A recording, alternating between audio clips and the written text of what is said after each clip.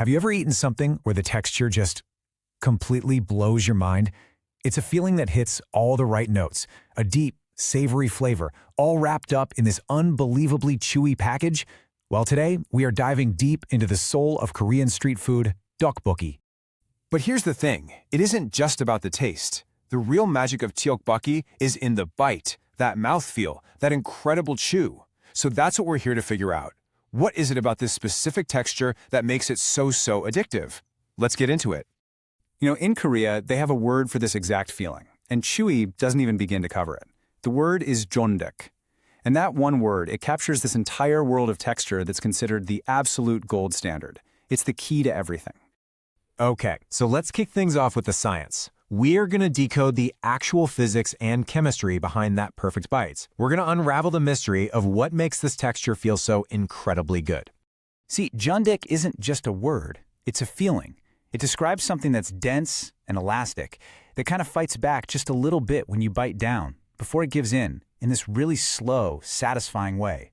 It's not supposed to be sticky at all. It should bounce right back.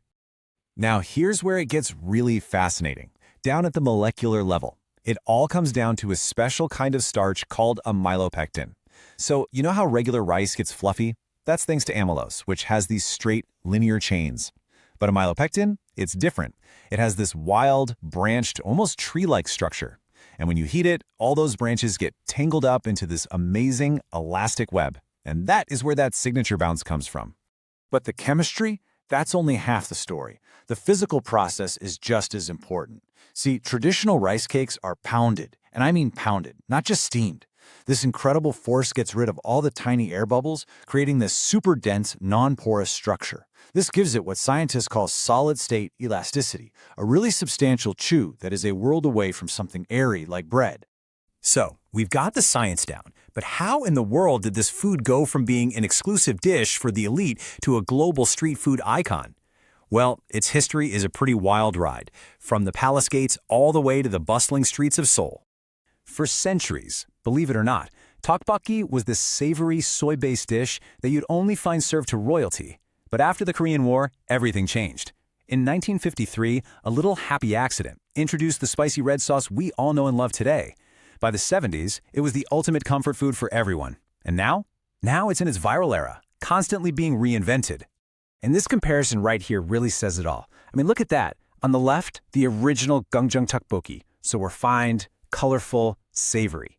And then on the right, you have that vibrant, fiery red street food version that became this huge symbol of resilience and modern Korean culture.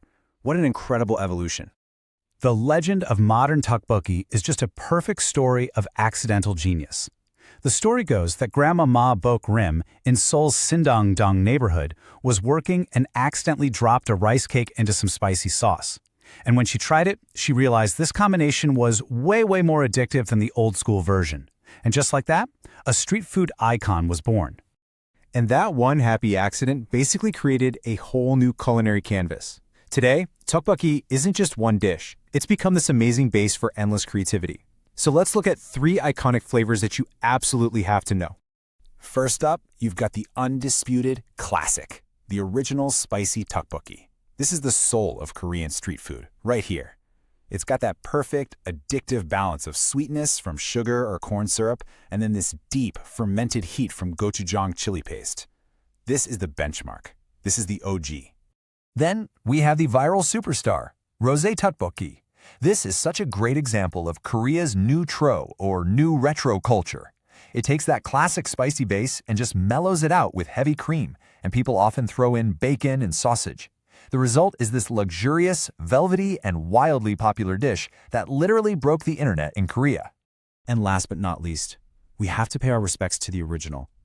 Gungjung Tteokbokki is basically a taste of history. This is the non-spicy version, and it has this rich, savory glaze of soy sauce, sesame oil, and honey, all tossed together with tender beef and these crisp, colorful vegetables. It's just this elegant reminder of the dish's royal roots. Okay, so here is a really crucial point. In Korea, tteokbokki is almost never a solo act. It's more like the leader of a delicious squad. And eating it the right way is all about balancing those textures and flavors with the perfect companions. And this, my friends, is the golden trio of the street food experience. You absolutely need twigim, crispy fried things like sweet potato or squid for that crunch, and of course for dipping into that amazing sauce. Then you have sundae, a savory Korean sausage for this awesome earthy contrast. And maybe, most importantly, imukdang, which is a light fish cake soup to cleanse your palate and cool down all that heat. So right about now, you might be thinking, this all sounds amazing, but I don't live anywhere near a Korean market. Well, guess what? The beauty of this dish is how adaptable it is. You can absolutely master this flavor anywhere in the world. Let's just break down all the barriers. For that perfect Jjon-deuk chew, seriously, potato gnocchi is an incredible substitute.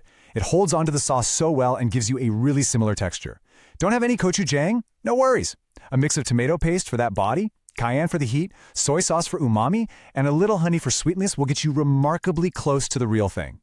And the process itself is so simple. First, you infuse your aromatics and sauce base. Then you hydrate it all with broth. Then you soften your rice cakes, and then you just wait for that magic moment of emulsification. When the starch from the rice cakes thickens up that liquid into a glossy glaze that coats the back of a spoon, you know you've nailed it. And this is really why this all matters so much. Tteokbokki is basically the language of friendship in Korea. So making it at home is about so much more than just food. It's about sharing an experience. It's about inviting that warm, communal spirit right into your own kitchen. So, after all that, after exploring the science, the history, and all the flavors, the final question is for you. What's your style? Are you a purist who's all